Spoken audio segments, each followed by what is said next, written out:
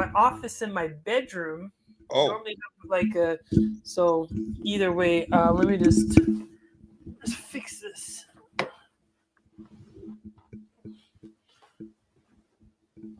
Okay, so I'll have to. okay. So we should be live on both forums right now. Yes. We're also live on the YouTube. Fantastic.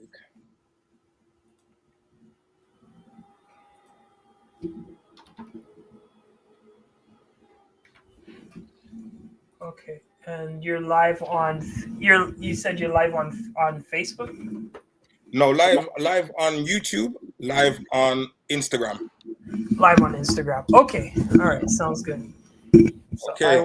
I will share this amongst my following here. Fantastic. Fully appreciate it, sir. Yeah. And which Instagram is it? The rum and bass, That's or right. Woman based music.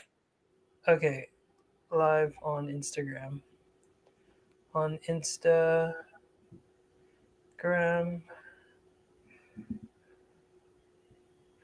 Okay, perfect. I will send that out right now. Fantastic. Thank you. Mm-hmm. And I'm ready to go when you are ready, sir. Okay. 1 second. Rum. Okay, we are live. Fantastic. Okay, perfect. Rum. So, good afternoon, Mr. Ryan Perez, How's it the going? man, the legend, the comedian, the public speaker, the author, the man with so many talents that we're going to get into speaking about today. Yeah. Thank you so much for your time, and thank you for agreeing to be a part of today's live. Sir, welcome. Thank you so much. No problem. Um, Look, I want to kick it off by saying, by first and foremost asking you to tell the people. Obviously, I just gave you a brief intro, but I've been following your page for a little bit now, so I know you can introduce yourself. And there's a catchphrase that you have that I want you to give the people in the full blast, bro. So introduce yourself to the people, please. Okay, so well, so, I don't know. I have many ways to introduce myself, but the current phrase is I'm autistic bitch. Never mind who you thought I was. I'm Hmm. autistic bitch. Which was a phrase that I recently. I'm just sorry. I'm sending this out to all of my peeps, but the I was recently formally diagnosed with autism, and it has been, I guess, troublesome to educate people, within the Caribbean community, within my family, within just people abroad, because I speak so well. I come off very well, to folks, and I was doing some big things, I was doing some big things before all of this went down. So it was kind of a shock to people. People thought I was being fraudulent and stuff like that. So when I got that formal diagnosis, I I the first thing I want to say, I'm autistic, bitch. I wanted to say it like that, just give a little ting into Hmm. it, because just to it's a new phase, it's a new movement. Just like when we look in, like, Caribbean culture, just the way that we assert ourselves, how we wear our clothes, and how we can go to, like, in Trinidad they call it fete. You go to a dance hall or whatever, and everybody's dressing up nice, and everyone's colorful and doing their thing. We as Black people, we assert ourselves in even in circumstances of our own oppression. So that's kind of what the I'm autistic bitch means. It's that I'm here, I'm asserting myself, I'm not going to explain to you what my situation is. I need accommodations, I need to be respected, and I don't want people to look at me as if though, like, I have a disability, but I don't want people to look at me as though I am less than. I'm not. We all deserve to be on this planet. We all deserve to be respected, and that's kind of the flavor of autism that I was able to that I've been able to kind of construct for myself. You know what I mean? Absolutely. And I love it because, I want to talk to you about your journey today, but what really drew me to your page, it came up in the, the For You page, whatever. But what drew me to it is that it felt as though, and please correct me if I'm wrong, you got the assessment Mm-hmm. and you said, all right, yeah. And you kind of leaned into it and you gave it, like you just said, the whole twist of you stepped in it and you said, yeah, Yeah. this is me, this is who I am. And I love when you talk about, who I'm gonna say good night to, who I'm, the way your angles with it. I absolutely love it. And we're gonna chat about that. But Okay. before we get to that, you talk about being an advocate for people with silent disabilities. And I think that's a key term that I've never really heard before. And I know you're saying that you don't necessarily want to tell people exactly, or explain to them what it is, but Well, no, for it's open to a discussion, but okay, it means I'm not going to assert. I'm not going when people deny me of my existence. I'm not going to explain to them why. okay, The only way that we will explain it is if you want to catch hands, right? If you want to rap with me, let's rap, right? But if you want to know, you want to understand what autism is, then we can do it. But if you're going to deny me of my existence, then that's where we're going to have a problem. And that's kind of the attitude that I'm at. But like invisible disabilities, it means a lot of things, because what happened with me was that I was I'm a survivor of child abuse. And okay, um I'm a survivor of child abuse, but also survivor of just institutional abuse. Just being put in a system where no one recognized that I had autism, and no one recognized I had dyslexia or ADHD. So I was kind of passed on, um, grade by grade, and no one really gave a damn. My mom didn't give a damn. My dad didn't really give a damn about my schooling. So I had to pretty much survive at a very young age on my own. And I failed badly, and went to the wrong path, and blah, blah, blah. We can get into that. But I guess what I'm trying to say is that invisible disabilities is depression, right? Intergenerational trauma, post-traumatic stress, from slavery, the transatlantic post-traumatic stress, all of the burdens that comes with that for Black people, in the Caribbean and in North America. We've all experienced levels of stress, that sometimes can look like autism in a lot of cases, right? We have OCD, dyslexia. I don't have OCD, but I'm saying in general. But yeah, I have dyslexia, dyspraxia, dyscalculia. I don't read. I don't. I have a hard time reading. I have a hard time recognizing numbers, and society failed me, right? So, and then blamed me for the failure, right? And gaslight me, and I had to take that burden on myself. So when we say invisible disabilities, yeah, because when you look at me, everything looks okay, right? But if you spend time with me, then there's just a different, you'll recognize that I'm different. And I want to celebrate that difference, as opposed to having to hide that difference, because a lot of my life I've been masking and trying to fit into crowds, instead of being myself. So I think in 2025, when I got that formal diagnosis, I was like, I don't care no more. mm. So Ryan, tell me about your journey, and thank you for opening up and saying that you're a survivor of child abuse, etc. But tell me about your journey and how it started for you and how things look now. Sorry, let me give you a little bit of background over here. I have the reason why I take a keen interest in this particular subject is as time goes on, you start getting into your 30s and your 40s, you're recognizing that there's a lot of people with undiagnosed this invisible disabilities, ADHD, Right. ADD, etc., autism, and so on. And there are a lot of people that are starting to get diagnosed with these things formally, and they're saying, "Oh my gosh, the world makes a bit more sense now." And just like what you were saying, they've been masking for years. They've gone to school, struggled in school, struggled with numbers, words, etc.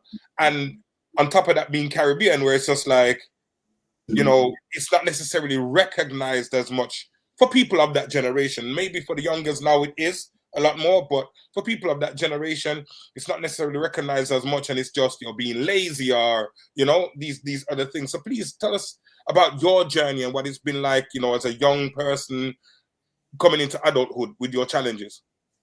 Well, it's always been a challenge. Like, my mom said that I was delayed speech till about 3 or 4. I don't know the time, but she just thought it was just, my mom thought it was just, boys were delayed in speech. Like, they didn't really look at it as anything. My mom was also very young. She was 26 something years old. So, she wasn't really paying too much, to certain signs and in delays and stuff.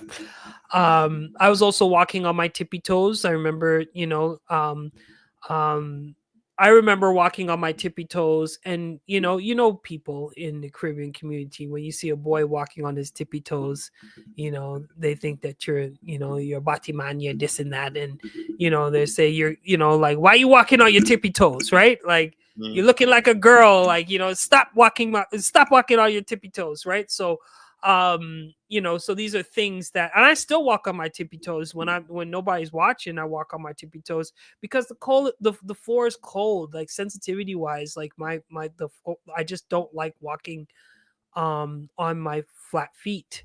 Mm-hmm. So there was a lot of things that I did as a child that was reprimanded. I was reprimanded for. My grandma would say, go get the ting, right?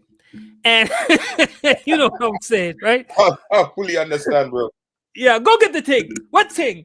The ting right there. What ting? The ting right there. So you get licks because you didn't go get the ting because you don't understand the ting.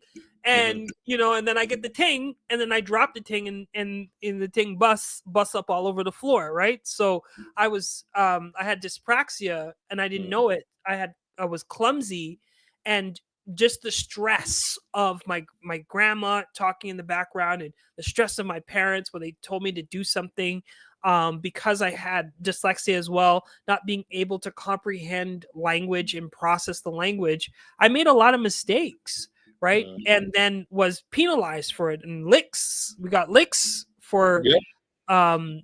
for not listening and whatnot. So it caused a lot of trauma at home. And then on top of that, I wasn't my dad's son, so there was a scandal behind my birth. So I was treated differently just based on the proximity of the circumstance of the relationship. And if anybody understands Caribbean culture, especially back in the 80s, you can go to the Caribbean now or go to Guyana, where my father is from, and in Guyana is very traditional out there. So if you have a kid outside of the home, they just forget about the kid. They forget about the family and all that stuff. You're not welcomed into the family. It's not because it's very conservative, and a lot of people have Christian values, right? You don't marry outside of the home. So you can imagine how I was raised, and how just having the sense of feeling that I didn't belong, and being abused because of it. My mom would, like, there was a lot of trauma behind it. So my mom would abuse me so for several years, until in my teenage years. And people would think that that's just normal Caribbean culture, but when you have autism and you mix that into autism, that adds extra layers of stress and CPTSD symptoms and so on and so forth. And then I would go to school and then be treated with disrespect. I remember the first kid that came up to me, a white kid. I don't like you. What? I was like, I didn't get a chance to see if I wanted to like you, but this kid is telling me he don't like me, and I'm playing by myself. All the kids are playing together, and I couldn't figure out how come I can't play with other kids. Like I just was kind of like, I just remember just not being able to gel well. Grade 1 came around, and I was very unruly in class, and just couldn't be controlled. We had a Haitian a grade 1 teacher chucked me up against the wall because she's one of them old nuns from the Catholic schools. Oh. Right? So she took me and threw me up against the wall. I told my mom. My mom came and gave her beer cuss. At least your mom defended you, bro. She came and defended me. That's one thing. She could give me licks, but nobody else could give me licks. So she came and gave pure cuss to the to the staff and stuff like that. And then I switched class, and then I was cutting my hair in class. People didn't understand, and then they would ask me, "Did you do it?" I say no. I was so embarrassed, right? And I wasn't doing well with school, wasn't doing well with numbers, and then I failed grade 1, and I had to start over again. So I had to reintroduce myself to kids. That was traumatic, and then onward, I just had really hard time in school, right? And I moved from French immersion to English. So we were in this French immersion school. So I had to switch from French to English, but I had a hard time through school and then into junior high and high school, just having these challenges and not really being able to formulate really solid friendships. And then, add the economic status, and we live very far away from the school. So there was a lot of factors as to why I didn't gel with the kids.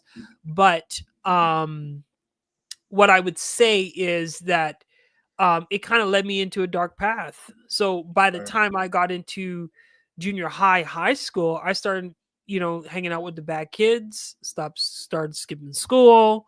We were 15 years old. We were going into, and my friends and I were just taking the bus, trying to pick up Yale at the, you know what I mean? So go, so, we went, there was this place called the Boom Room, and the Boom Room was it was this little dingy place in the middle of nowhere, but it was an after hours club, and we were 15 years old, right? We shouldn't be at these places. My friend and I, and the first thing we see is this machete fight. And that's the first thing I drive in, a 15-year-old, and I'm scared. But we see this machete fight, and we go inside the place, and people are give me a little ting ting ting, right? And then I fall asleep, and I wake up and nobody's there. People, they left me behind. No, I was 15 years old, and one guy was left, because you know how long these parties go till, like early morning, very early in the morning. So 6 a.m. I got home, and someone drove me home. But like, that was just, these were my experiences as a youth. So we're getting into all these bad things, getting in trouble with the law and such and such. And it just got to the point where my mom kicked me out of the house, and I was homeless for about 2 weeks, and then I moved in with my dad. But I was a youth at risk. Yeah, I was going to talk to you about that being a youth, but you're doing a great job. So just keep on talking. I'm going to talk to you about. I just info dumping. I was a youth at risk, and then from that point on, I saw mentors, and then they kind of changed my life. So I don't know if I answered your question, but that's the narrative. The narrative was like, I drifted. I didn't graduate high school. I started a graphic design business, and then volunteered. And when they changed my life, I went into schools and tried to help kids and stuff, and had a kid, and so on and so forth. But that is essentially what happened. Is like, I really struggled through life. I had my first job when I was 12 years old, because my mom couldn't afford to do a lot of stuff for me, and I begged her for a job. I had to get my dad to tell her, hey, let him get a job. And I was working for him since I was 12. I overworked myself. because I felt like I can only take care of myself, right? And it still wasn't enough, right? It still wasn't enough. So it's been a long, hard, hard life from childhood to now. So you had mentors from you were a youth at risk, and you started to speak to people, and did you at that point start to recognize, hold on, the way I process things is slightly different to the way people are telling me that they process things? Or are you still going through thinking, yo, something must be, what's wrong? Or are do you have any idea what autism, dyspraxia, or dyslexia, or ADHD, is there any kind of clue that there might be something else going on? Yeah. Well, hold on. I just want to. We got so many of my peeps in the chat. My friend Nathan, shout out to him. He's on like Netflix and all these places. He said he created a rap group too. We had a positive hip hop rap group. I want to know about this rap group, bro. I seen the Yeah, clippings. all city crew. Nathan, shout out to Nathan and Jay and all my homies. But thank you so much, Nathan. So yeah, so sorry. What was your question again? Sorry, I No, didn't I'm mean saying to divert. no problem, bro. What I'm saying is, you're a youth at risk. You've had struggles at school. You've had certain challenges. You're not finished school.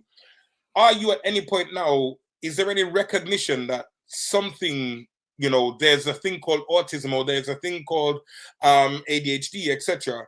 And the reason why I'm going there is because a lot of the times, especially maybe in and around our kind of generation, the only time you saw autism represented on TV was a kid rocking back and forth, not able to speak, but very good at maths, very good at puzzles, very good at these things. But how you're presenting yourself, and like you said, people look at you and say, "What? Nothing wrong with you," because there's a picture of what autism is supposed to look like, right? And I'm saying, do at that point, while you're young, are you recognizing, hold on, there may be something going on here that I may need some assistance with, or No, because we're from the Caribbean, right?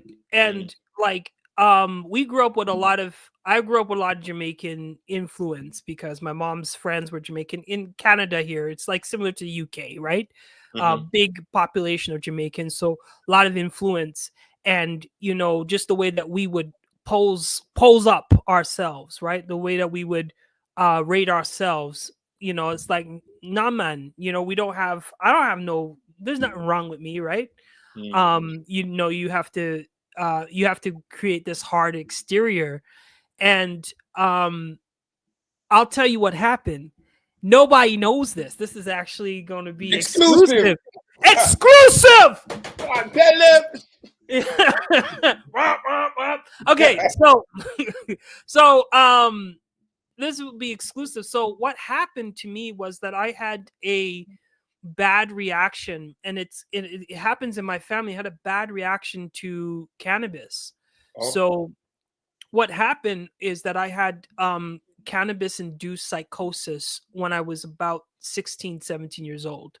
So it just I would be hanging out with people, going out to parties and stuff like that, and every time I smoked, I would just get hit with hallucinations and paranoia, thinking that everyone around me was going to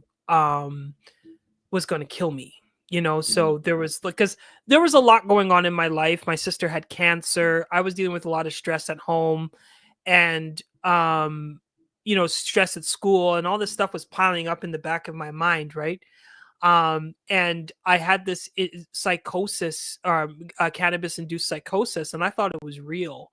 So what happened to me was, as soon as it got a little bit unbearable, and this was I think around grade 11, I would think about grade 11, and I wasn't really doing well in school. I moved into my dad's home, and I went to this preppy school, and I thought I can bring because I was wearing bandanas and all kinds of stuff into the school and walking around and trying to be like I was in my other school. But it didn't work in this school because it was all rich kids, and they were like, just like I was just like a thug from the Northeast, right? So people didn't really give me any credit in that school. So I had a hard time socially getting along with the kids. And every time I would smoke with the kids, I'd start getting these paranoia thoughts. Right. And it was bad. Like I got caught with a knife in the school. I was being bullied by a girl. I blazed up on her. I caught a charge for that, for disorderly conduct, because I was cussing her out. All of which I was pardoned, but I was just like, a lot was happening all at that time. So I got so depressed that I stopped going to school. And every day looking at the balcony, my dad was at 11th floor, and every day looking down at the balcony, wanted to jump off the balcony, because I just couldn't see anything beyond my existence at that particular time. So and I was just getting these paranoid thoughts that my friends were going to find me and kill me. I thought all the gangs and the people that we were associating with, I thought all these people were going to kill me. So I hid away. I started to just seclude myself, and friends would come over unannounced, and it would scare me. Like just all of this stuff. So what I did, I said, you know what? I wrote a book. I wrote a journal. I said, I'm going to stop smoking weed, because I knew something was wrong with the cannabis. I knew it was something wrong with the cannabis. So I wrote a book, and I said, it was my manifestation book. And I said, this is what I'm going to do. I want to be a business owner. I want to be a public speaker. I want to be this and want to be that and want to be this, want to be that. I still have the book. I pretty much documented exactly what my life was going to be. I kind of had an idea of who I was and what I wanted to change. I said he couldn't talk well. He couldn't stand up for himself. He was always weak. He was always this. He's always that. So as I was acknowledging all of these deficits that weren't necessarily deficits, they were signs of autism and other learning disabilities, right? And with the help of mentors, I was able to become what I manifested and accomplished a lot of my bucket list in that list. But I was still paranoid that people were going to come kill me, So I had a kid, I had all this stuff, and I still had it in the back of my mind that all of these illusions were going to happen to me. It wasn't until I was 30 years old and I dated somebody else other than my child's mom. And I'm trying to condense this all into something short, but don't yeah, worry. You talk, man. Don't. I tried You to. gotta rush. What happened is that when I dated someone that had schizophrenia when I was 30 years old, she had schizophrenia, and I was like, "What's that?" Mm-hmm. And she was telling me the symptoms of what schizophrenia is and what psychosis is, and I was like, start bawling on the phone. I'm like, oh my God, I experienced that when I was smoking weed when I was young. And so I realized it was psychosis. It wasn't real. So I was already on the path of trying to deal with myself, because when I was in school, I couldn't read properly. I couldn't write. I didn't know how to do like math and all these things. So part of that book was to teach myself how to speak, to teach myself how to read, to teach myself how to do math. I pretty much took myself back to school. So I hid out. And people, Nathan, I don't know if he can see me, but I hid out. I didn't leave my home. I was constantly on the computer reteaching myself how to just be normal, right? So when you look at it 10 years later, so now I'm 40 years old, I had a mental breakdown last year because of trying to be this perfect person according to this manifesto I wrote 20 years ago. And when I figured out that I had autism, because I was doing like neurodiverse content on TikTok, and then I recognized, and then when I recognized I had autism, my whole body shut down. Wow. And that's Everything. last year. Yeah, that was just last year. So it was a 20-year in the making. Like I said I was going to create a social community. I did that. I said I was going to go viral. I did that. I said I was going to create music. I did that. I did everything on that bucket list. And I was just finalizing this manifestation at age 39. And I looked at my son when I completed my system, because I created a Netflix website for myself and I did all this stuff for myself.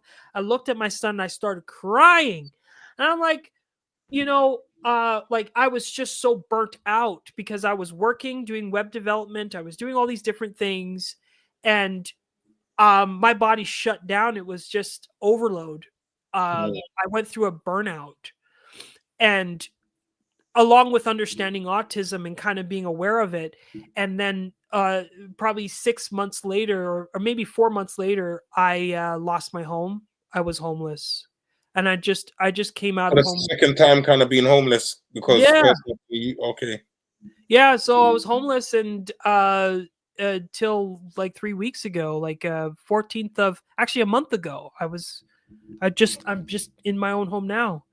Wow. And so that happened, right?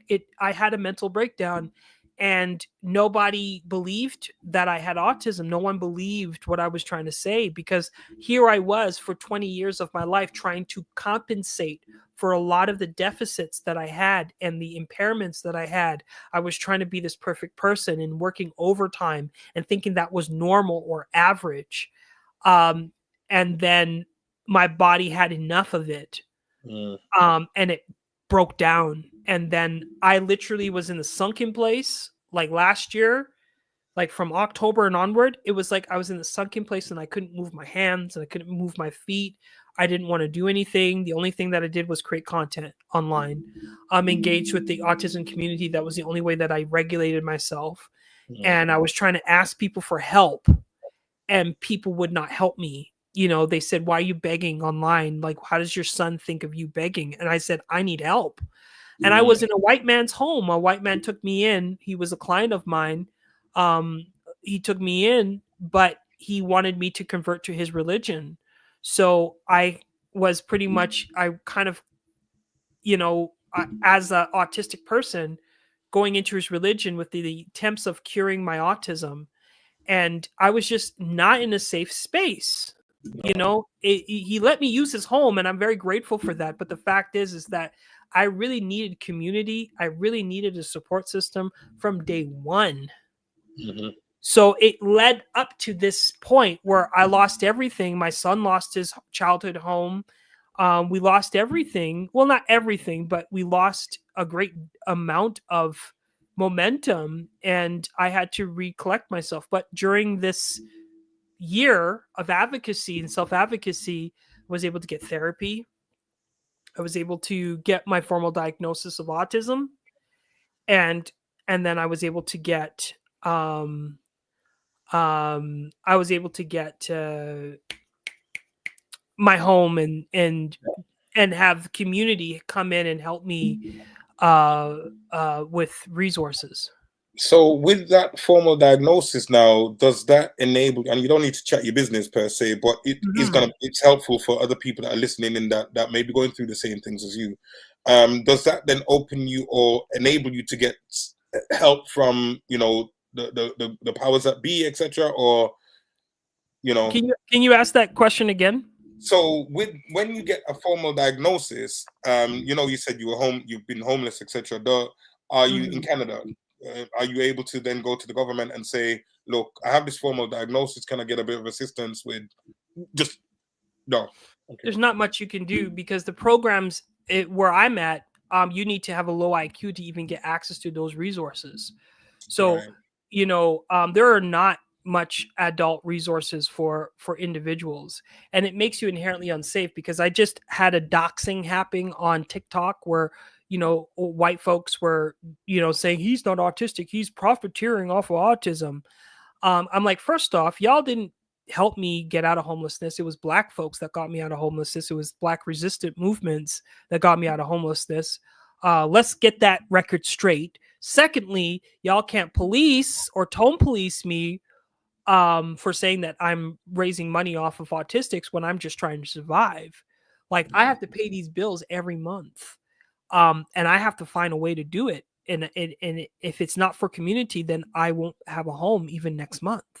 So the reality is that the autism diagnosis, what it did for me, it was more symbolic I just wanted to prove to people that I had autism because I did a lot of research. I'm really like, I have all the symptoms, right? Like I'm level 3 repetitive and restrictive behaviors, level 1 for social communications.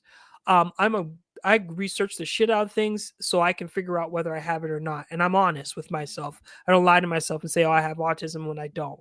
I don't like to be wrong, but I was right about autism, and people treated me bad. They called me fraud. They ignored me. They pretended I went to a thing for my son, and one of the organizers pretended they didn't even see me, didn't want to engage me. You know what I mean? And And is this? anyway, I was just gonna ask: is this all based on the fact that, as far as when they look at you, and forgive me for using this terminology, but it's probably the best way to describe it. They look at you and they say, well, you're just perfectly fine. You're perfectly functioning. We, based on my view of what autism is, I don't see anything wrong with you. So therefore, you cannot have right. what I think to be autism. Right, right. They don't see because I put out an image and an impression that I had everything all figured out when I didn't. My business relationships were really bad. Like I was a web developer, not completing my tasks on time, being overwhelmed with work, being overwhelmed with emails, not having a support system and having to do this all on my own. I was also a single dad, 50-50 custody of a son. So having to deal with a son plus a business and dealing with autistic symptoms all at the same time, and not having people that really recognize that I needed that help or support. And if I ask people for help, like, oh, you can't do this, you should do this. Maybe you should try this. You should dream for this. You shouldn't do that. And it's like, no, I should be able to do that. You should be able to support me. You can't demand people to support you. You can't, like they're giving me all this ray about what I can and cannot do. And I really, this last year has been just a reinvention of myself and saying, yeah, I can do all these things. I can have the house that I want. And I did get the house that I wanted, or the home that I wanted. But I wouldn't have been able to do it hadn't it not been for a support system, that shows solidarity, right? So that autism diagnosis was more symbolic to prove to people that I did have it and to protect myself from slander, because people were running my name down for the whole year. They thought I'd gone crazy. Someone said that you gone crazy. And I said, well, if I'm crazy, then accommodate my crazy. Mm. Yeah. And you gonna call me, like, when you call somebody crazy, you are essentially saying you got mental health issues, but I ain't gonna help you. You on your own, right? It's kind of true. Now, the way you just slanted that actually and just put the humor in it, is something that you do a lot. You put you what I see, or I glean from the way you, from your page, etc., is that, Caribbean people say we take serious thing make joke, right? Right. And it seems as though that's what you do a lot. You take your condition and you make jokes about it, or you say it quite tongue in cheek. And again, I love that approach. You talk about you say things like, "I'm not going to explain myself to you. I'm autistic. Here's what I'm going to say. I'm talking to you, but I'm not talking to you." And the way you present your page. So, what made you think that comedy was an angle for you? Well, I've always wanted to be a comedian because there was this girl named Sarah in my grade 1 class. And she was brunette. She had green eyes, and I was like so attracted to her. I don't know what it was, but every time we would sit on the carpet, I would want to just touch her knee, just put my little knee, just make. Every time I sat beside her, I just want to make sure I touch her knee, and and I was infatuated by her, and I think she was the most beautifulest girl in the class. And there was another brother in the room that looked almost identical to me, right? His name was Matthew. Okay. Mm-mm. And Matthew was chatting her up and making her laugh and ting. Matthew had all the speech. Yeah, man. He had the lyrics, he was giving the girl lyrics. So I said, I went back home and I said, you know what? He's not going to take my girl away from me. So I came back and I started making her laugh. And then we never got into a relationship, but she did go on to to date within the community and stuff like that, right? Uh, So at least you she, kind of help at you least help somebody. out. But at the time it was like, but I had such a crush on her, and I wasn't gonna let him take away that opportunity. So I used found humor as a way for me to express myself. But I was also rambunctious. I was not normal. Like even in my grade 1 class, I did this. And my that's my that picture that you see in those videos. Like I was always the odd one out, always doing something different, always the one getting kicked out of class and stuff. But humor was a way for me to express myself. But I'm not a funny person. I'm just a really good comedian. I think I study. The thing is that I have alexithymia. I have a really hard time processing my emotions and processing things that I see. I have a hard time recalling events and telling you what happened. I can tell you a situation, but I can't tell you who did what, who said what. It like I just have a hard time just explaining things to people. So I find when I create a character, it allows me to express myself and allows me to bring out emotions that I don't have. I have a problem with cognitive. I used to say affective empathy, but it's cognitive empathy. I don't feel things. So, and if I do feel things, I don't understand what those feelings mean. So I Right. have to talk it out to other people to understand what it means. So I use art and tools. I use hip hop, rap, music sometimes to articulate myself because I hear musical compositions in my head. I'm gifted and also autistic, so I hear music in my head all the time. So I find ways of expressing myself and expressing because it provides a healing for me. So people will notice when I'm doing videos that my voice changes based on what I'm talking about. It almost changes the accent depending on what it is that I'm talking about, because literally have I have to become a character to express it. I can't express it just naturally. So the humor is art. It's poetry. When I say I'm autistic, bitch, I'm on a Caribbean podcast, bitch, because y'all can't do that, bitch. You There know, you go. it's a lyric, right? It's like it's a rhythm that I go into that I can articulate a certain emotion, but in real life, I'm very quiet. I'm to myself. I don't always talk. But when people piss me off, I take that energy and I convert it into art and do it. Like I'm a rapper. So when I was going through the um when I was going through the psychosis, I wrote a song about it because I was trying to explain to myself what was happening because I couldn't even figure it out. So can I give you a little bit? Yeah, man, go ahead. We want.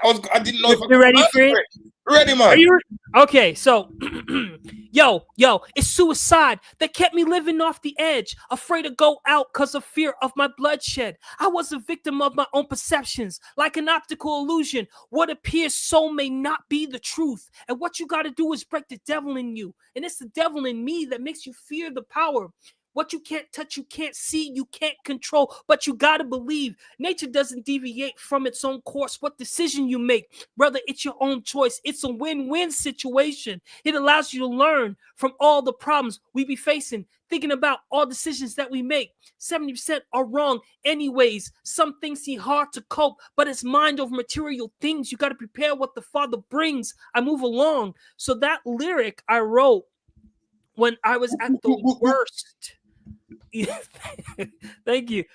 When I was at my worst in terms of the depression, but somehow writing that lyric helped me. It broke. It actually healed a part of me that I was trying to express.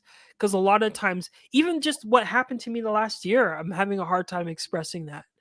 Um, So I was in therapy even last night, trying to talk to my therapist and trying to figure out how do I process this stuff? Because I don't know how to process stuff. Two questions. How has your inability, based on what you just said there, to express, empathy, etc., and I suppose from an emotional standpoint, how has that impacted your relationship with your child, or does it not impact it? Is everything, you know? My child is different. It's something biologically happened when he was born, because like I didn't fall in love with his mom until he was born. And it Okay. was like I loved her, but I wasn't in love with her at the time. So when he was born, it just there was part of my brain that opened up, and he has my love, my emotions. There's a part with him, but only him, like I don't really have those strong emotions for a lot of people. So I have a problem with cognitive empathy, which I thought was the reverse. I have a problem with cognitive empathy, which means that I have a problem. Like cognitive empathy means that I have a hard time feeling. Mm, Effective empathy is just doing the right thing. So the ability to do the right thing in the right circumstance. I don't always do the right thing in the right circumstance. I also have a problem with reciprocal empathy. I don't always return I don't always act in accordance to what the environment tells me to do, mm, because I'll be dancing at Walmart in the middle of the hallway and just making everybody laugh, and then you just see this man just doing the butterfly in the in, in the middle just to piss off my son. You know what I'm saying? I'll do stuff like that, and it's just random shit.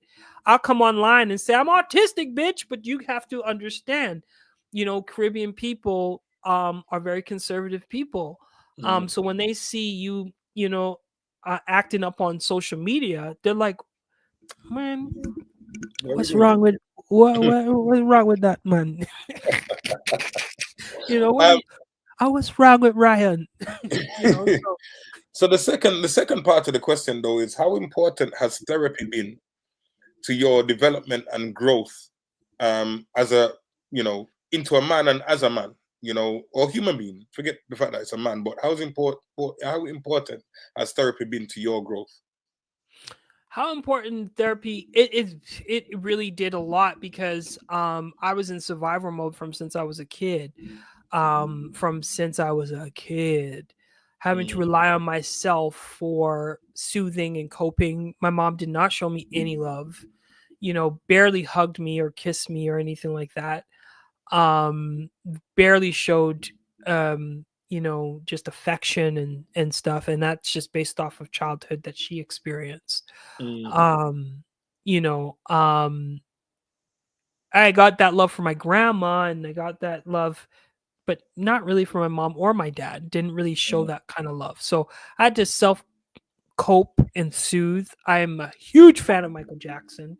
Michael mm, Jackson is my favorite, and I would just think about Michael Jackson as a kid, and thinking about like performing in front of people, and being a movie star. I really wanted to get into film and this and that. So I would just imagine, right? Um, and so I was always dissociating from since I was a kid. I was dissociating, really deep into spirituality and mm, and that kind of stuff. um and thank God I was able to kind of take my creativity, my imagination with me, because the thing when you're being neglected as a child, the one thing that I always say that I'm grateful for, I'm grateful for the fact that my parents didn't even try to change me. They mm, didn't correct the behavior because they weren't paying attention to me, right? So I'm still like how I was as a kid. mm, I'm still I Nothing has changed about me. I imagine, I have I use my imagination to learn. I use my imagination to create music. I use my imagination to do a lot of stuff. But the thing is that I'm dissociating. mm, And when social media came, it even adds to the dissociation. So what happened to me last year that added to the burnout was I was dissociating online. So I was doing videos and just constantly in this state of stress. Your body is always tense. You're never relaxed. I remember I went on a date with this girl. She was from Nigeria, and it was her birthday. And she's like, I'm gonna take you out on the date for my birthday, because we just met. And I'm like, and I'm autistic. I don't want to go nowhere, nobody. And she wanted to take me on a date. And I remember in the car, she was saying, "Yeah, when we get into the hotel, we go do this and do this and do this." And I was like, Well, what? I like, like I was so frozen. She was vexed. Not we, like I did try my best, and I did try my best to make her happy and stuff like that. But I wasn't in it. I wasn't into it. I was so stressed out, and I'm always in that state of mind where even when I go on vacation, I cannot relax. right. So therapy taught me about dissociation, taught me about this thing called 5 4 3 2 1. Mm, So you say 5 things that you see, 4 things that you hear, 3 things that you can touch, or da da da da da. You go down the line, and then it just brings you back into the moment. So you're just aware of your situation, and it breaks you out, because what happens is that a lot of the times we are either living in our future or we're living in our past. And when you're autistic, you're constantly ruminating over thoughts. mm, I often say that the autism experience for me is like being on a roller coaster ride that you can't get off.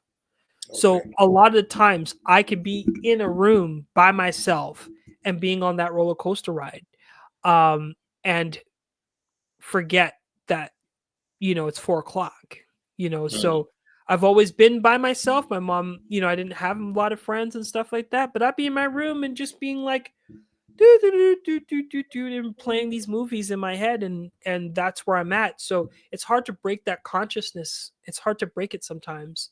And luckily I was able to leverage that talent to do video editing and production and graphic design and web development, because I use my imagination for that. But therapy was what taught me how to break out of dissociation so that I could be present. So it did have a huge impact. It also taught me about boundaries. We don't set boundaries. I don't understand boundaries as an autistic person. and that's the other question. How have you found setting boundaries in your relationships, especially your business relationships, right? Because you're, as we mentioned, you're an author, you're a spokesperson, etc., etc., etc. So you must get a ton of requests, or at least people calling you and wanting you to do things. How do you set these boundaries? How do you work? A lot of people I know struggle with boundaries. Well, my boundaries is the video content that I've done, because nobody want to ramp with me now. you know, man, crazy. Like somebody touched him. Something wrong with him. Like I think my video content has been the biggest boundary that I've set, that have created peace and distance between me and people that thought that they knew me. And I did that on purpose. I really wanted them to know who I was. Um, in all of this, because I felt like I wasn't being represented. Digital stem cell is the name that I use, because I'm a man of many talents, and I'm very humble about those things and who I've worked with. I've worked with celebrities and da da da da da. But I'm humble about those sort of things, because it doesn't phase me. It's just me being in my stem. So boundaries, I didn't know that boundaries was about giving feedback. It's not about setting up walls. Boundaries is about giving people feedback of who you are. So every time I do those videos, you understand a little bit about who I am as a person, even though some of it is based on fiction, because I create, I'm an artist. Yeah, I like to great create, art. right? We creating art. These skits are art. I look at them like art, because every note, every tone, every word, every pause is intentional. Every frame is intentional in when I'm doing video. So it's art to me. And so I let people kind of know who I am every time I see those videos. So I feel like every time I express myself, and I've had to be real about my boundaries with people and say, yo, I don't read, so please stop sending me books. And it has been very great. I don't change. Only people that don't like to hear boundaries are people that want to come into your boundaries. You know what I mean? Is nobody people who are really good with, who don't have a bruised ego and can really take feedback.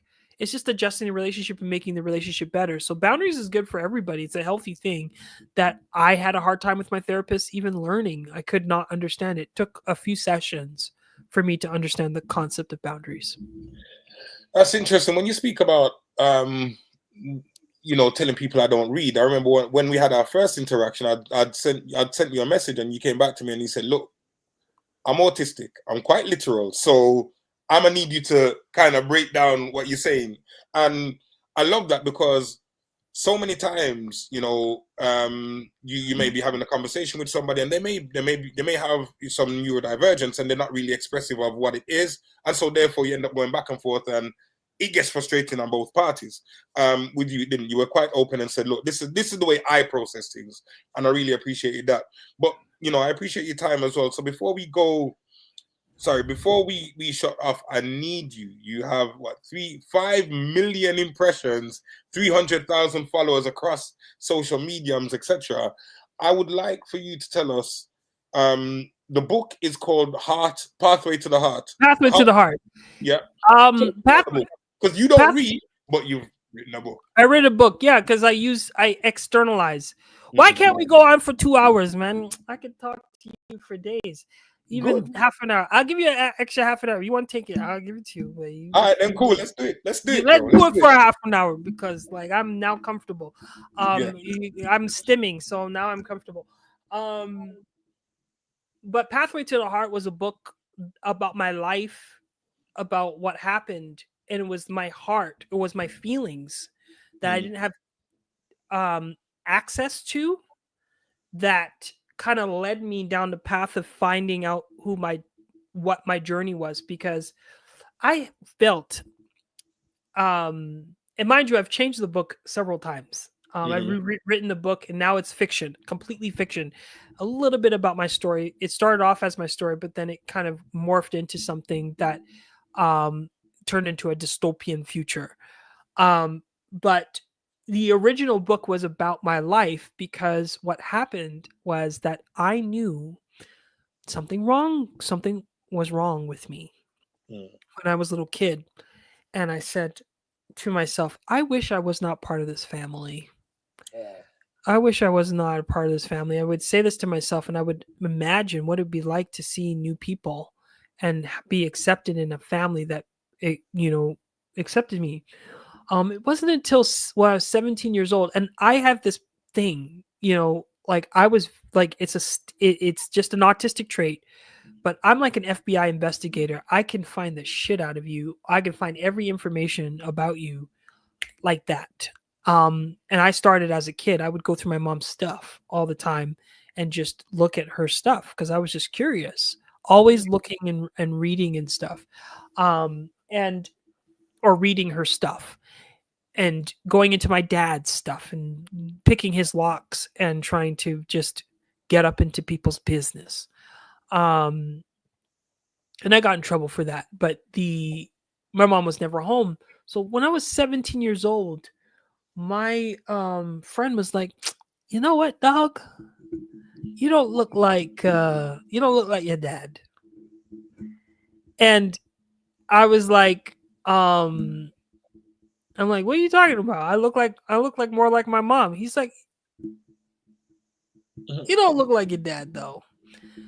So I go upstairs, like he sleeps in the chair or on my mom's couch, and I went upstairs because my mom was away and stuff, and I was going between my dad and my mom's house, just camping out on my mom's house when it was too late and the buses didn't run.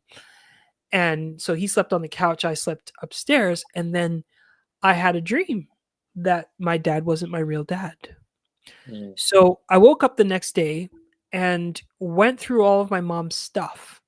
And then I found the divorce. I found affidavit, my dad's affidavit for child support. And right in the affidavit, it said, Ryan's dad is this. This is what happened. Blah, blah, blah. And I'm 17 years old and I found that stuff out.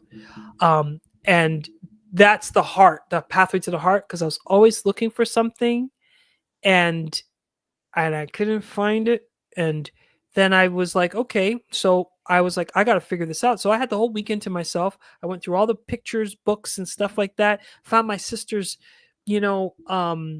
baby book pictures.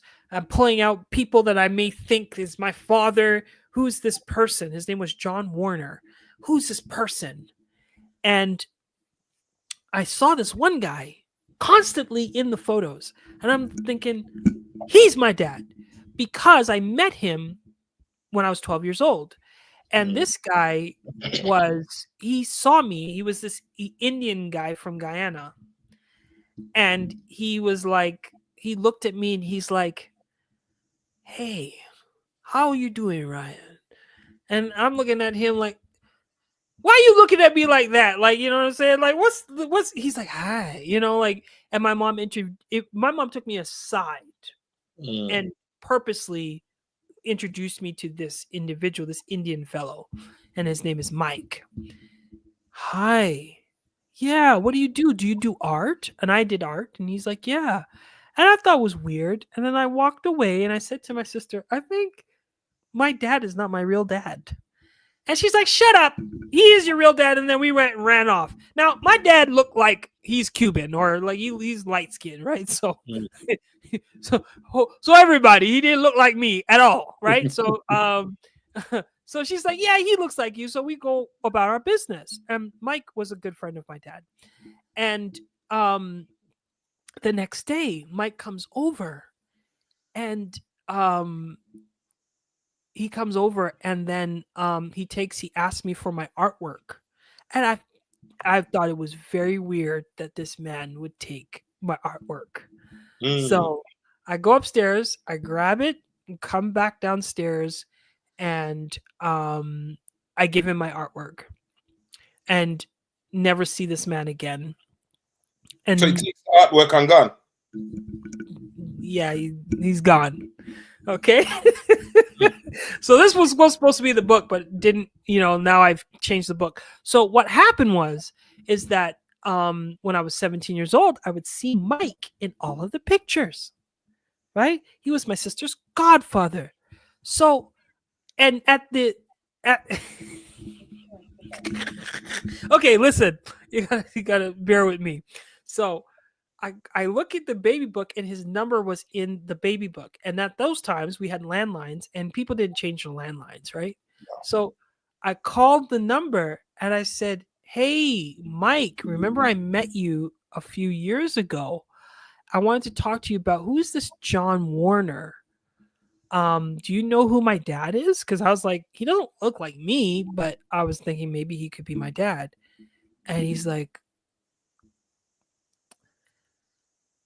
your dad is my best friend.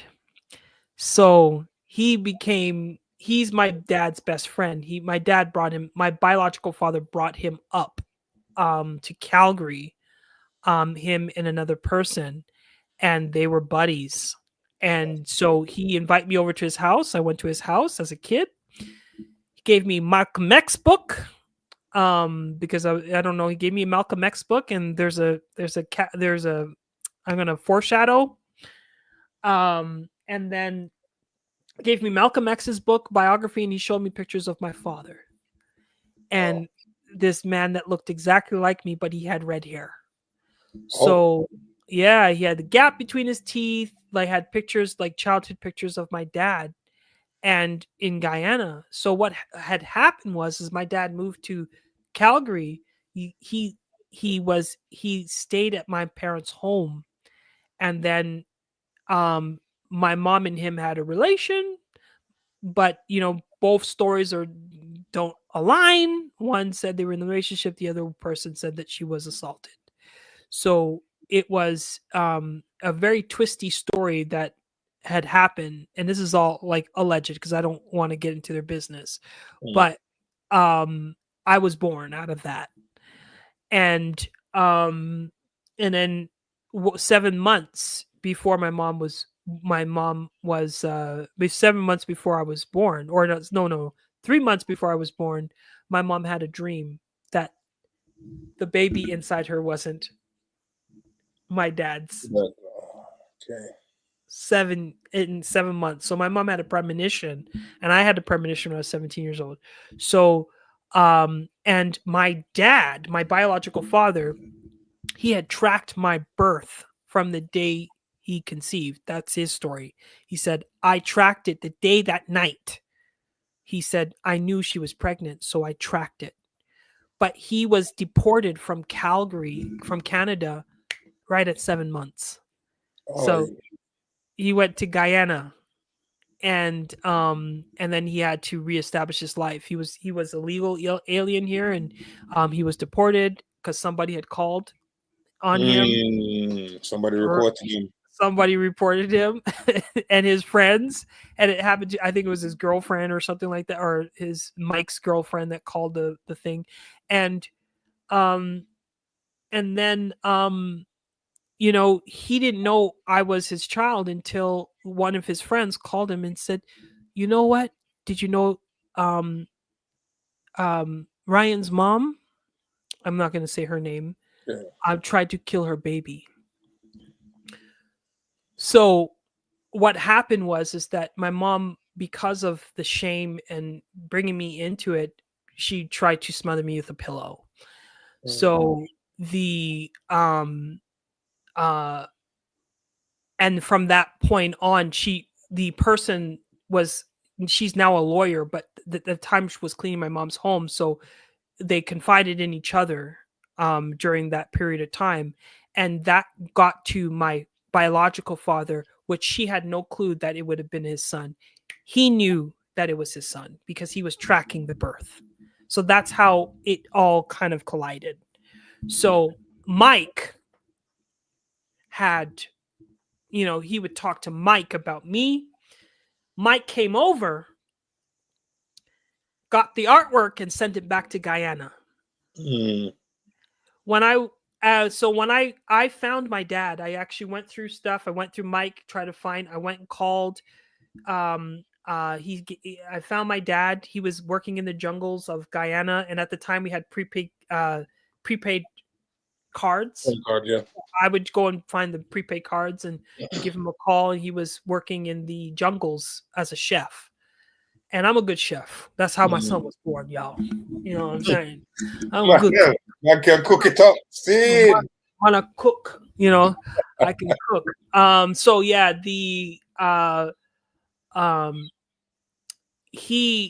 my biological father, I ended up talking to him for years, and family, and interacting with brothers and sisters and stuff. And then I went to see him in 2015. I went to meet him, and I found all the artwork that I had there. oh wow. And then, and how did you feel when you went there and you saw that he was tracking? And sorry if I'm glancing to the side, as people asking questions for you. Yeah. You found that through having such a challenge in life where you felt nobody was there for you, nobody was not felt, because quite clearly, you weren't being supported as you would have liked you to have. How did you feel when you knew that there was this person that was at the very least phoning up, checking in on you, even though they weren't speaking to you directly, getting artwork, following your progress? How did that make you feel? I don't have any feelings, so yeah, okay. I didn't care. I honestly didn't care. I didn't care then. But it impacted me. I could feel it. I not feel it, but I knew it was something, but I just didn't feel it. So when I went there and I saw that he had it, what I did notice is that Mike because he's a gambler and all kinds of ray, and teeth off all of my childhood pictures. From my mom had childhood pictures and in frames in our home. When he came to pick up the artwork, I went upstairs and went back downstairs. I didn't realize he had teethed off all of the pictures to give it to my dad. So all of those pictures were there. I said, "How did you get all these photos?" He said, "Mike teeth it and and give it to me." So I was like, okay. But it was interesting to meet my dad and to see he is by far, I am hyper intelligent person. I'm a it's a part of my brain that is but because I have autism and dyslexia and stuff like that, sometimes it doesn't look like it. Because it does. There are challenges that I have with reading and writing and so on and so forth. But I'm hyper intelligent person. That's how kind of what led me to finding out my dad, how I found out all of my mom's information and all this other stuff, how I discovered everything. It's just due to the intelligence. That's what saved me, even homelessness. It's just this brain of mine. And when I met my biological father, he is just as smart. And I've never met anyone, and I've met some smart people, worked for like Apple and excuse me, that worked for Apple and stuff. And um I have not met anyone as smart as my dad or my biological father. Um and my brothers and stuff like that. And That so goes over in Guyana. yeah, in Guyana, I have like he has 4 children, 6 I have 6 brothers and sisters down there, Okay. and all big head and everything. Um, uh, they, but arguing was crazy. Is like I had an argument because the thing was on the Guyana news, somebody was in the home Mm. and there was something in the news where somebody was in a home where there was a drug bust, and the argument was whether or not the guy should go to prison for being in the home where the drugs were, even though he had nothing to do with drugs. And we were going back and forth and arguing over this stuff. And I'm a good debater. I'm like a lawyer. Like my brain is like when you rile me up, um, you're not gonna win. And like because it's just my brain is so intense and so specific and minute. When you put arguments on me, I will crush it because that's just how I think, right? Imagine that times two. You got your father and then you got your brother both arguing a point and I'm arguing back. That was intense. That was like I was like, Lord have mercy, I'll never argue with you two again. That's like, and then Mm. I had and then I came back home and I was a little bit softer with people because I was very aggressive when I was younger. I was a little bit softer because I didn't realize how aggressive these guys were, but they were just Mm. like me in terms of intellect. I inherited that from him. But he took me into the jungles. He took me on he took me into like in Georgetown, and then we went to Bartica and like a huge river and got on the boats, wooden boats, scared me to Ross, like wooden boats, speed boats, and no freaking land in sight. And this is supposed to be a river. It looked like an ocean, Mhm. it looked like a big ass ocean. And we're speeding and stuff. And I didn't know where he was taking me. I didn't know if he was going to chop me up. I didn't know what his plan was with me to take me into the jungle. But he took me places and I got to see my dad. He was a, he was like, he said, every time I get into the jungle, I'm he said every time I get into the jungle, I'm like it's like my instincts come in. Okay. And he has And more instinct comfortable in the yeah. in the jungle. Like he saw leopards, he saw all kinds of stuff. Very calming. And I feel like I have the same instinct to Mm. heal. Like I'm a healer. I healed my asthma and stuff like with herbs and stuff. And I did DNA testing and figured out that I can trace on my paternal side back to Khoisan tribe. So the Khoisan tribe is like the original um, South Africans that left Africa to travel the earth. Mm-hmm. So my ancestors go back to those human beings before they left Africa, Mm-hmm. right? So before they were Bantu, it goes Okay. right back. Um, so there's instincts that we have, and I was able to kind of get into myself. So I always knew I was smart. I always knew all of these things, but my mom tried her best to compress that. And the way she raised me and stuff like that, Anytime I ask question, why you ask too much question? Why you ask too much? Stop ask question. You know, you hear that, like, you know, in your Jamaican friends, stop ask question. You ask too much question. You know, so everybody's telling me like, and I seriously want to know because I feel disabled when I don't understand, right? And I am disabled. I can't just do it off the whim. I have to really understand the landscape of things. Mhm. Um, and when I got to Guyana, I realized I saw my dad in his full form. People are like, Mr. Warner. Every time I walked in the streets of Guyana, Mr. Warner, they thought I was my dad. And, you know, just, you know, everybody thought I was him. And I just watched him play dominoes and kill it. He was so competitive. I'm competitive. So when I came back from Guyana, I settled into my being, you know, Mm, into my smarts. And that's mm. when I started talking off the mouth. And that was in 2015. So yeah, it was like it was a really crazy experience to know my dad. We don't have a relationship because I asked him about if he had assaulted my mom, and he told me his side of the story and then never talked to me again. You had the opportunity to ask, though. You asked the question, and you know you've got the sides of the story, so you can put it together and see what conclusion you come up with, right? Ultimately, Right. um, I wanted to ask you then, seeing as we got some extra, a little extra time, um, Ryan Perez, what does the future hold for you now? Now you've had your autism assessment, you've had all of these challenges through life. You're still an entrepreneur. Obviously, you're still a father, etc. What's next? What's the future hold? Hmm. Um. I want to be a lawyer. Okay. So, I feel that what happened to me in the last year shouldn't have never happened to me. When a person's impaired, um, when someone's impaired, there should be resources to help them. Crisis hotlines don't help. You know, the community that I got from some of the resistance movements to get out of homelessness and stuff like that, I wish everyone had access to those resources, but not everybody does have access to those resources.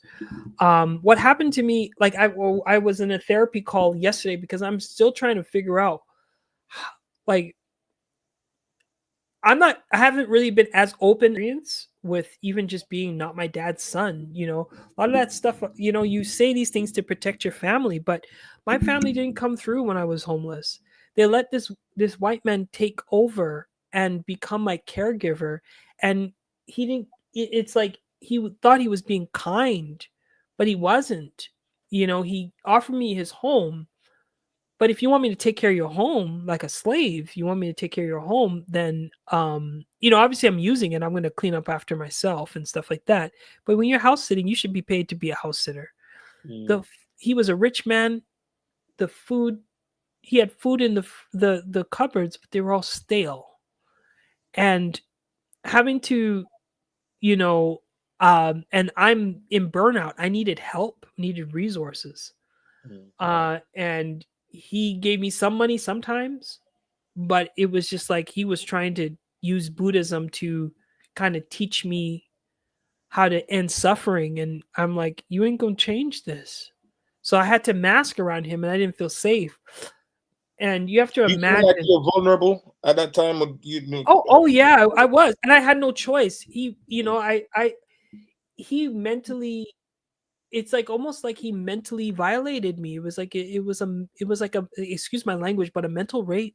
It felt very invasive, because he would ask me deep questions that I had to answer, and I'm doing it just to save myself, to save my life, to save, you know, to make sure I have a place to stay because I just wasn't, I could not do things, Mm, and he wanted me to watch videos on repeat, do Buddhism, and like he said you need to listen to those videos in the morning, you listen to the Dharma at night, and I wasn't ready for that stuff. I'm sure Buddhism almost is like a brainwashing kind of right. scenario. Yeah. I had posted it online. I show people what I have to deal with, and half of it is in Chinese, and you got to go through, or in Mandarin. You have to go through it, and you have to translate it, and you have to understand it. And I stopped doing it, and I had to lie and every time he would come into town, because he gave me, it was a nice home, but it's like the symbolism, stale food. You can't, he gave you all the food that you could eat, you just couldn't eat it. Mm. So I felt like a slave in a home. I felt like massa. I felt like I was not massa, but I felt like I was in massa's home. And he Mm. would come by, he would talk to me about racism. He said, see, Donald Trump got elected into president, is because black people, the black people are voting him in because, they don't believe in racism and they don't believe in this. And he's instructing me. And I was groomed because he had been watching me do advocacy for some time, like talking about Black Lives Matter, George Floyd. He thought I was Mm. very divisive. So he was grooming me. He came over to my house one time, gave me $1,000 when I was struggling, and gave me more money when I had a GoFundMe. And all that was grooming. He was trying to just get to me and show relentless kindness, to get me to change my behavior, because he said that the reason why my life is the way it is due to my karma. And not Mm. every part of my life was due to my karma. And that's what I wrestle with Buddhism. Buddhism is not for Black people. In my opinion, Buddhism is not, because when you are telling someone that white supremacy and all the systems that were created due to white supremacy is my fault, it's my karma. It was my fault that I had autism. I was born into it because of a past life. He was telling me all these things. So, um, you know, and he wanted me to have gratitude. And everybody wants me to have gratitude, because they said my family's like, one of my family members like, you should be happy that you were there. I was like, I was being abused. That's abuse. No one, like, I had to follow the precepts of Buddhism, and I wasn't Buddhist. I Mhm. couldn't even control my own body or recognize my own feelings, and yet he was trying to insert feelings for myself. And every time he would come into the home, he would say, um, no victims, no, or sorry, there's no enemies, right? There's no enemies. Trying to condition me to stop advocating for myself. So Mhm. he would come, I'd be like happy, and it kind of mind fucks you. Excuse my language, but it Yes. messes up your mind a little bit, because you um some of it works, the Buddhism. Some of it is helpful, breathing and meditation and stuff like that. But for my brain, I just don't meditate. The other thing is I don't read. I learn differently. I learn through mind maps and stuff. Like I read differently. And I can show your audience what that looks like if you want me to share my Yeah, screen. yeah, yeah. Please go Um, ahead. yeah, I'm an open book, but I didn't read, so doing repetitive things and listening, and went to the monastery and had to sit through that shit, and it was just torture for me, right? So in Buddhism, they teach you about mindfulness, and mindfulness, you should also be mindful that people are different, and trying Yes. to force someone to l- make you learn the way that they learn in attempts to cure your autism. He was teaching me this concept of impermanence, which is that we are not the same person every second of the day, right? Like every second that goes by, we're not the same person, but we live in a social construct. I am black, not because it's a label. I'm black because of the way the laws are. The laws make me black. People Mhm. don't understand that Bacon's Rebellion, which is the UK and the United States, Virginia, before it became United States, the colony, they were fighting with this colony. The slaves and the indentured servants came together and fought against the British government, and they killed the Bacon, who was the one that led the rebellion. When they killed Bacon, um, they wanted to ensure that the slaves never, and the indentured servants never come together again to fight against the oppressors, Mhm. which was the British monarchy.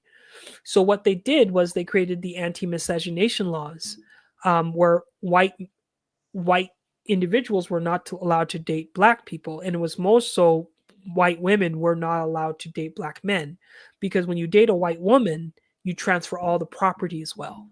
You have property rights, right? Because white women were property.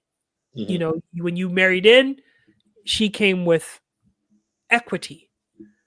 So they implement the first law, and they didn't recognize it was a happy accident. They didn't recognize how divisive it became and how much control they had over black people and white people. They made white people into an upper class. And then that's the story of how racism became law.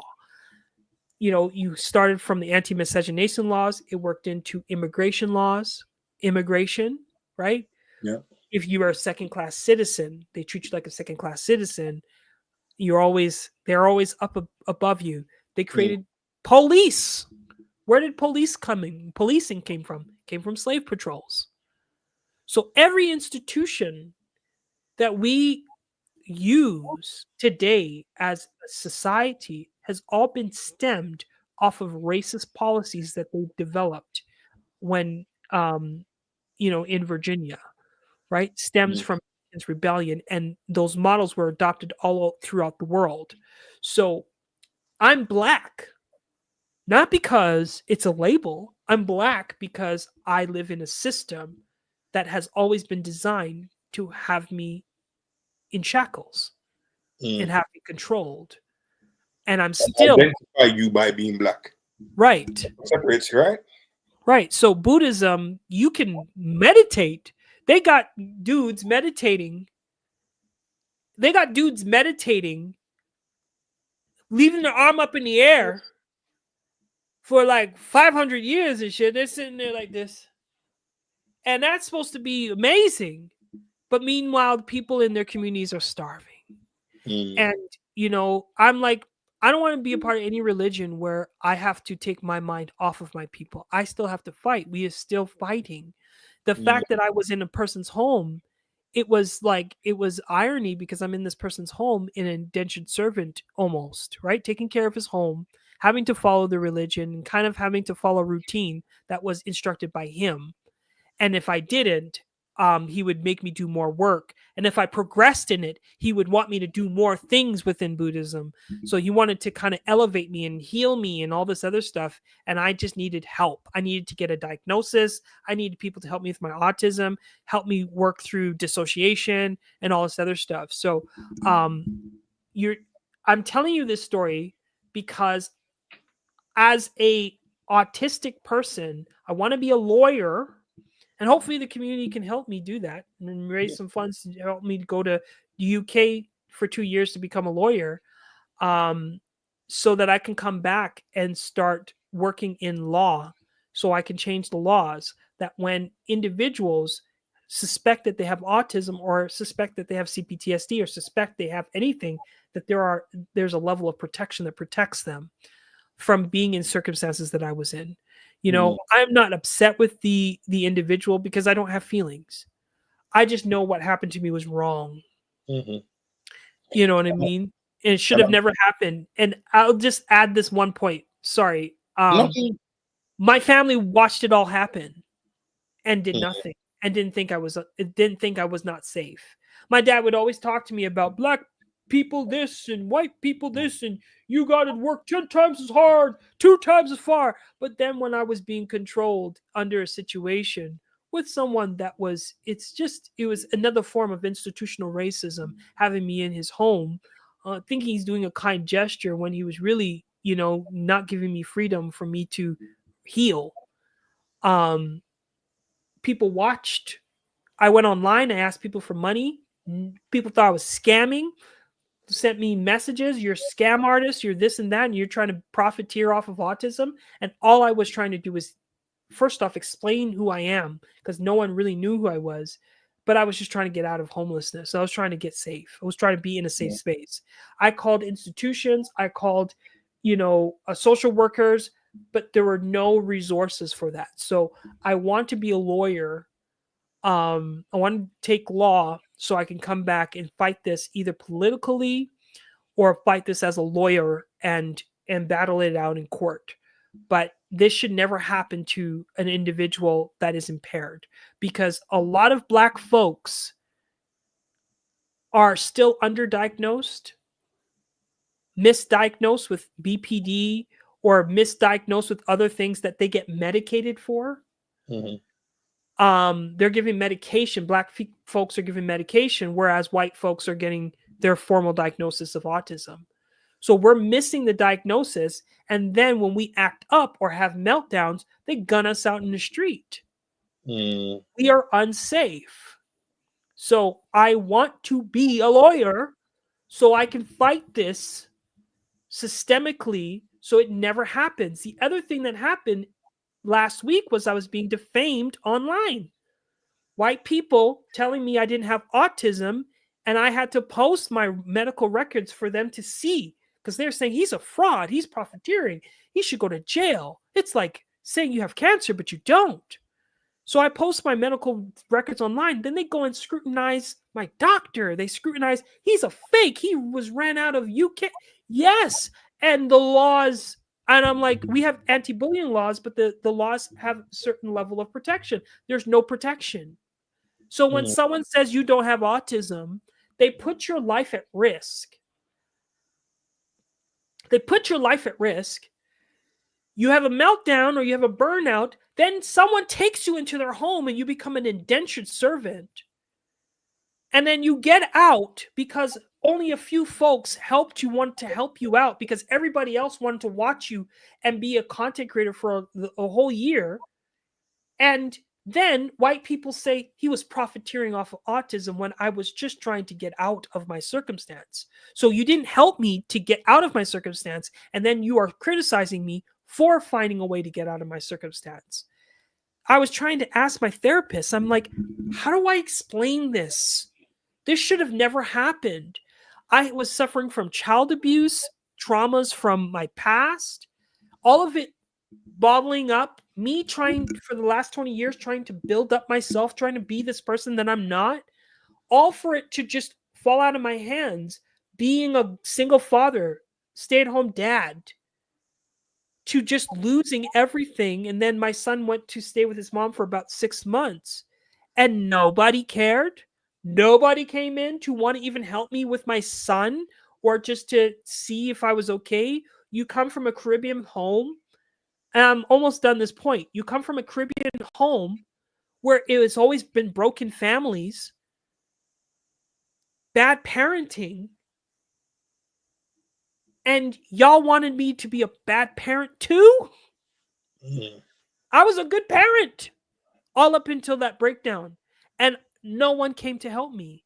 So I'm like, in my back of my head, I keep on saying, this has to be on the record. This has to be on the record. This has to be on the record. I need this to be on the record. This needs to be law. That when people are mentally impaired, especially within our community, that there's protections. Yeah. So that they don't get taken advantage of. Because had it been a woman, she could have been human trafficked somewhere. True. You speak about help.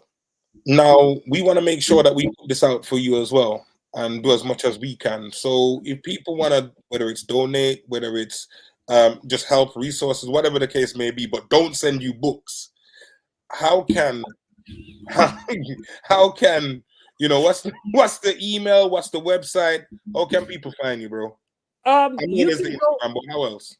You can go to my Instagram, Digital Stem Cell, because I have a link tree that they can donate if they'd like to donate. And the donate is not for charity, it's for solidarity. Because it's solidarity that helped me get out of homelessness. It's just people that just loved me for who I was. Didn't have to explain anything, didn't have to thank them for anything. They just gave because we are a community. So it's not for charity. I don't want people to feel sorry for me. I want people to understand the system sucks and that we need to do something about the system. I was just talking to a mother today that is homeless. She's in her car with her son, and son looks pale. You know what I mean? Like, I'm looking at her, she can barely put 2 words together. And it crushes me every time I see them that nobody cares. So I'm hoping that I can raise enough funds to get a car, to get to raise some funds to get my schooling so I can go to UK, become a lawyer, come back, and and fuck the whole shit up, because you We know what want I'm that. saying? We want disturb. We want people that disturb. You know, the social, what are claimed to be the social norms, etc. So that's exactly what we need. You know, to make change. We speak so much, and a good friend of mine, we always speak about the system, etc. And my answer always is yes. We know the system's messed up. We know it's broken. How do we impact it? How do we change it? How do we create a change? And one of the things we want to be, it's an old cliche, but we definitely want to be the change we want to see. And that's more than just complaining about the system. It's actually getting in there and, disturbing the system. So, my brother, anything that we can do, we certainly will. And I'm so grateful for the time that you spent talking to us today, and the fact that you've been so open with the conversation today. People, please check out the Instagram, check the link tree. Not only donate, but resources help. Let's do this, man. Let's disturb Yeah. everything out there. Yeah, let's do it, because like if we can find people, like for example, we have the mother out there that is homeless, needs resources. We need a lot, but we've been making a lot of wave on social media. A lot of people are saying, like, I'm autistic, bitch, and we're starting a movement and inserting ourselves into conversation, because it's violence. We are experiencing violence. We're receiving violence everywhere we go, and the system needs to change in order for us to be included. Individuals in the Black community, we need to give them resources so that they can get the psych checked out, right? We in the Black community, we've suffered way too long with intergenerational trauma. This stuff is disabling us. It is cutting us off from the relationship with our family, our friends, our children. We are still growing up with primitive understandings of life because we've been conditioned to be this way, when our societies prior to colonialism have always been communal. So it's getting back to the community mindset and healing each other, in multiple ways, and learning in the Caribbean community that's okay to say that you love your children and kiss them and hug them, and you don't have to always man up. You don't always have to cook. You don't have to wake up in Saturday to clean up the house like you're a maid. Sometimes we need self-care. Sometimes we need love. So that is my mission. My mission is to fight for marginalized folks on a higher level, so that we are protected to, because like Martin Luther King, Malcolm X. Oh, my son is named Malcolm. That's the drop. Big My up, son Malcolm. is named. I name him Malcolm after the book, because I'm pretty much like Malcolm. I changed my life around, and like Malcolm. But Malcolm X, Marcus Garvey, all of these, Stokely Carmichael, and all these people, Rosa Parks, Harriet Tubman, all these individuals, paved the way for us to get out of physical bondage. But who is paving the way for us to get out of mental bondage? Bob Marley talks about this Mental mental slavery. slavery.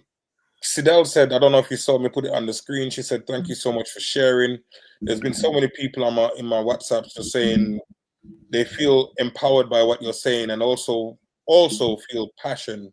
I know you say about not feeling, but people are with you, my bro. We definitely feeling it out here, and who knows it, who feels it knows it, Right. and we're here for you, my brother.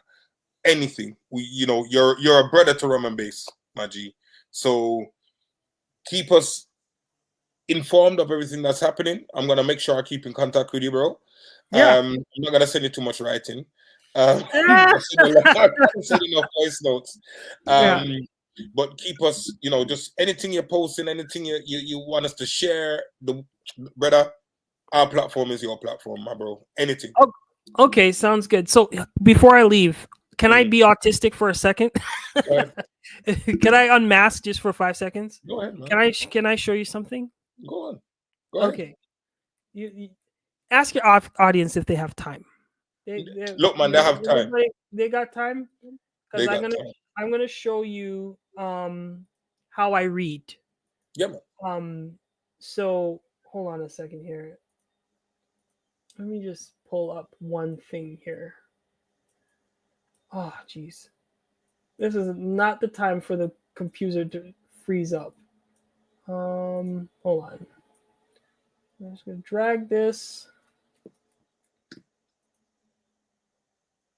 Sidel says, "We got time, bro." You got time? Again, Okay. I'm getting the comments in here, man. We got time, bro. Okay, so let me just, I'm going to pull up my screen here. And I'm going to show you, because like people are like, well, how do you, like, how are you so smart or how are you so this and that if you don't read, right? And what I do is, sorry, I just have to close a few browsers here. No problem. You guys, you know the, have you ever heard of autistics and trains? Have you ever heard that autistic boys like chains? It's a very um, cliche behavior of white autistic boys, because like a lot of people that have left or a lot of people that have um, the diagnosis of autism, a lot of it came from the white community, but mostly white males. So they have a lot of stereotypical white male behavior. Like, I played with trucks, I align things up, and one of the things was the trains, is linking trains together. So what I do is when I'm learning something, I extract all of the trains from the like the best metaphor to explain it to you, and then I'm going to show it to you.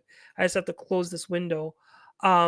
Is I take words and they're called nodes. I take the words out of something and then they're like trains. And then they're it's called nodes and edges. And edges is what links the words together. And you're creating um a semantic map of Okay. language. You're just connecting words together.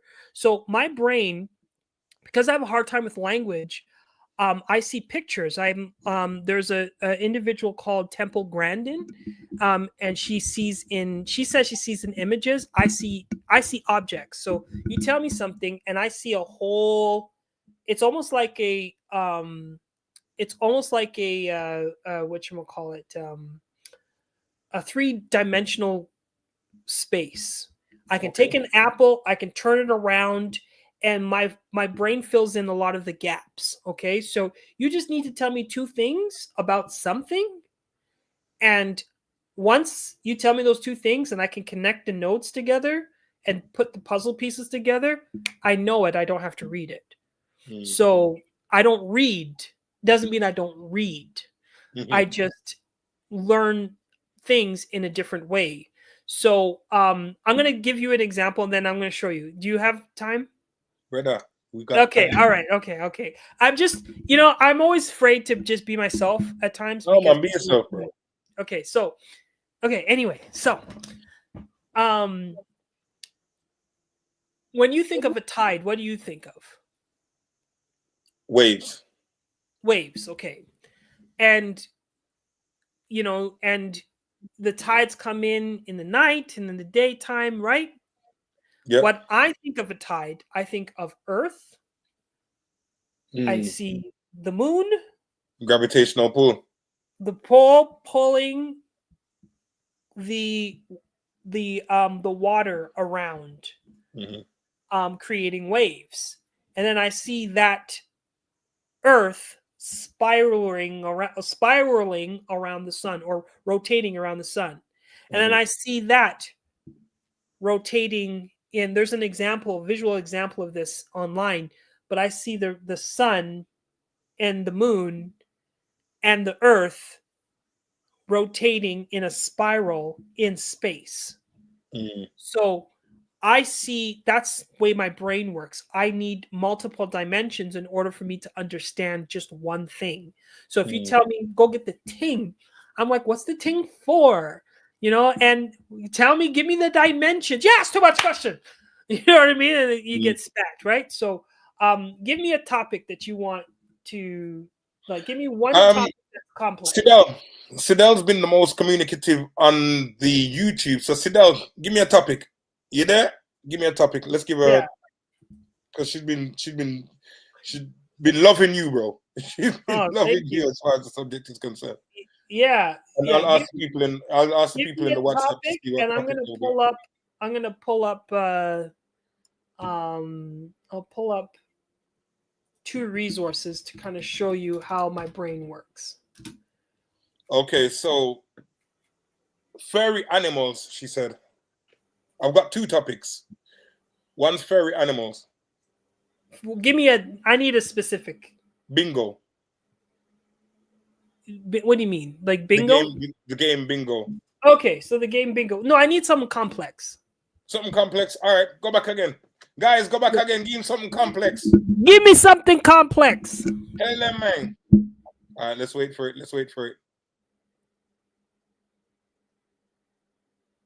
Wait.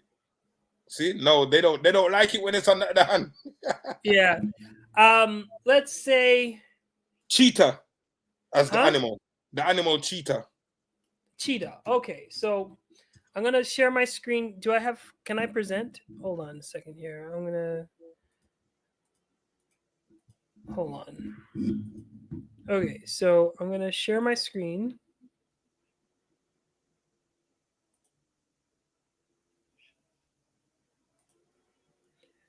Okay, so the window. Yep. Okay. You said cheetah, right? Yep.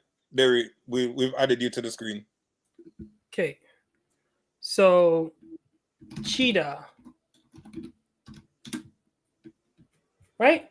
Mm-hmm. So we go here and we're just gonna go and grab all of this text here. So if I was told to read this, it would take me like all day to read this and understand this, right? Mm-hmm. I can't read all of this stuff. Mm-hmm. That would just cause me a lot of problems. So what I do is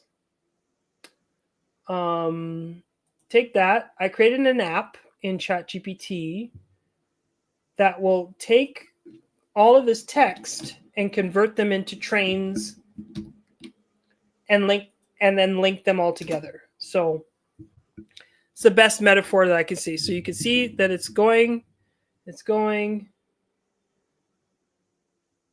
So you see all of these are representations and emojis that I've created for myself.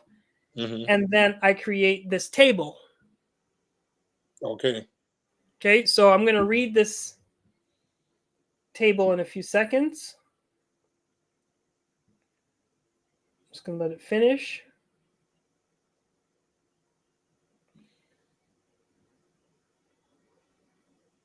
Okay, so I'll just stop. So we have the node, which is the concept, and then we have the related concept or the related node. And the linking word is called an edge. So when you look at a concept map looks like this. And this is for anybody that has dyslexia or, so this is a concept map, and a concept map kind of looks like this, where you're linking, you can, I don't know, let me see, I can't really pull it up, but you're linking concepts together, but there's, this is better. You're linking concepts together, but you have like a middle linking term, and multiple things can link to one concept. So what this does is says, cheetah is the fastest animal in the land. Speed results into hunting success. Hunting requires stealth. Habitat affects population distribution. Habitat loss threatens population. Um, Habitat loss threatens population survival. Conservation supports genetic diversity. Genetic diversity increases disease resistance or disease resistance. Population bottleneck reduces genetic diversity, and it goes down and on from there. What I just saw. So I'm going to stop sharing my screen.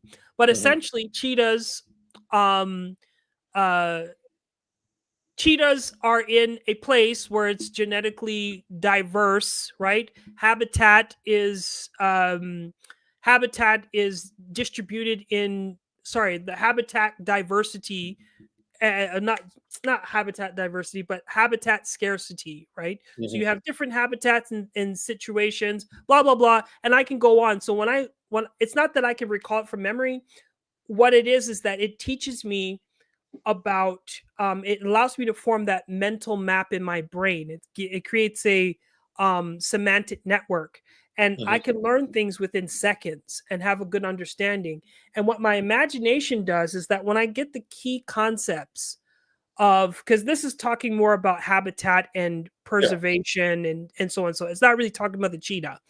um but once I have that mental map in my head, um I have a movie in my head, and my brain fills in the gaps. It's almost like AI. You give it a few things and then it fills in the gaps for everything. So I learn in my imagination. I'm often in my head. I don't read books, but tell me, how is it that I know a lot about autism?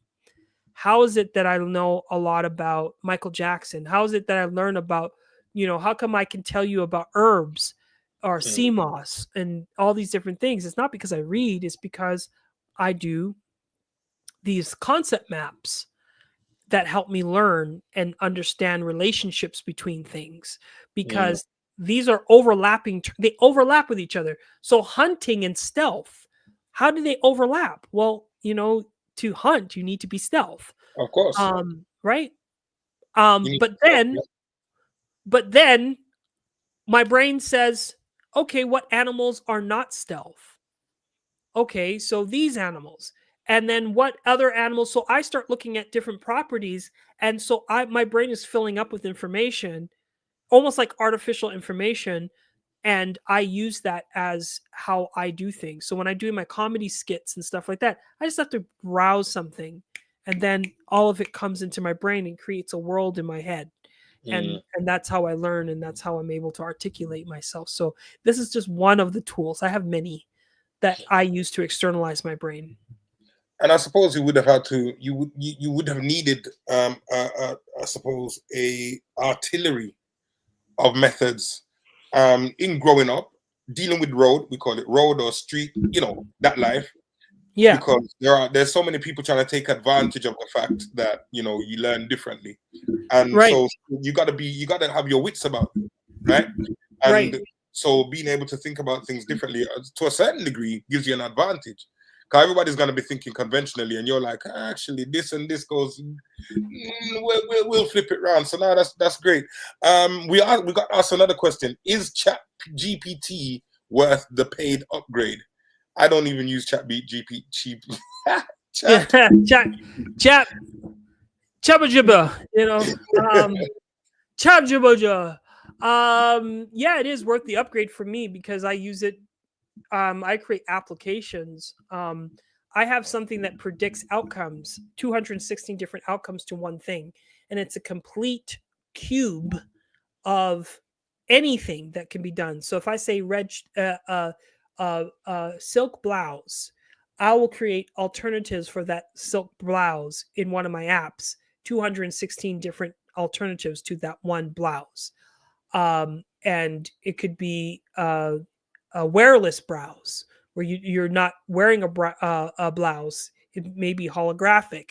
That's what that thing does for me because it helps me conceptualize things. So I use ChatGPT for tools. My doctor says it's called externalization because a lot of the brain doesn't do it itself, or I'm way too complex to be able to do it on my own, I will use tools. And I've always used tools, even when before AI, I was using tools to help me do this. I would have to map it out physically and create, now you can use AI to kind of help you do these sort of things. But I've always used tools to externalize my brain processes for me to do things. I had Palm Pilots. I don't have one pen in the home. All I have is computers. I have laptops. I have a laptop. I have my phone. Everything is done with tech. That's how I externalize everything. It helps me understand it, and it just helps me with my genius because I am smart. But I kind of learned it from Einstein. Einstein said I think he was also, I think he was dyslexic and also autistic. But Yeah, it was. Einstein said, I don't memorize books. I just know where the books are. I memorize, I use my brain for imagination. And that's Mm, how he was able to kind of come up with these concepts. So if I need to recall something, I just go to the computer and do it. If I need to, or I'll pick up a book and figure out what it is. But most of the time, my brain is used for imagination. So I was able to take something that caused me a lot of problems in school, and I used it to get myself paid. When I was doing my business and stuff like that, and got to work with Matthew Perry yeah, from Friends, Sharon Gless. If you guys ever watched Cagney and Lacey, I was a producer of a web series where we got to interview celebrities, and I produced it. Come up with graphics and come up with concepts, questions to ask the celebrities, all that stuff. All that stuff comes. I didn't go to school for none of this stuff. It was all in here. And the people used to tell me when I was in school, the teachers, you would never be successful. You guys better do well in school because when you get out in the real world, you'll never be able to make it. And I was able to make it in certain regards in my career because of this. Because of how I learn. I adapt very quickly, and sometimes some people don't want to hire me or even take me on because I can be very intimidating. Because you could yeah, spend your whole life learning something, and I'll pick it up in a second. yeah. No, people are gonna have a problem with that, brother. They don't want to see you win, bro. So look, thank you so much for your time. And for also giving us some insight into the way you think, the way you process information, etc. One of the great things that you just said is I've taken it as, bogging down your mind with stuff to recall, etc. is not necessary. You use your mind for the creative process, for the imagination. Be more like that. Be more, the information is there. You can go and get it anytime you want. It's there. Make sure it's there. But Right. use the mind for what it's there for, which is creating ways, creating things, imagining things. That's what moves us forward. That's what's always moved us forward in life, as a people. And that's what we needed to do. So thank you so much, Ryan. You've been an amazing guest. And look, we'll maintain the contact and we'll keep chatting further. And for those people that got involved, absolutely check out Ryan Perez, Digital Stem Stem Cell. cell. Um, and make sure you get to the link tree and click up on the links and support in every single way you can. For now, thank you so much, Ryan. And we're going to end this stream. Okay. Peace. Okay. Bye. 1 second. 1 second, Ryan. Just